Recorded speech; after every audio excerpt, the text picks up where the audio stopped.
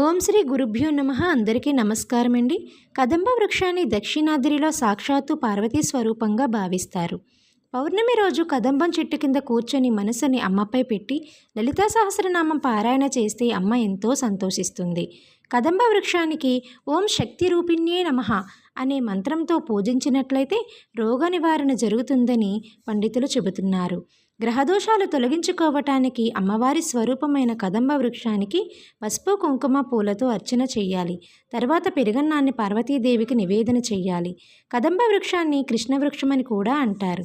ఈ చెట్టు నీడలో పరిమళాలను ఆస్వాదిస్తూ రాధాకృష్ణుల ప్రేమాయణం కొనసాగిందని, శ్రీకృష్ణుడు గోపికల యొక్క చీరలను దాచింది ఈ చెట్టుపైనే అని భాగవతంలో ఈ చెట్టు యొక్క ప్రస్తావన ఉంటుంది. హనుమంతుని యొక్క పుట్టుకకు మూలం ఈ కదంబ వృక్షం అని పురాణాలు చెబుతున్నాయి. అటువంటి గొప్ప ప్రాశస్త్యం ఉన్నటువంటి కదంబ వృక్షానికి నమస్కరిస్తూ ఓం శ్రీమాత్రే నమః. ప్లీజ్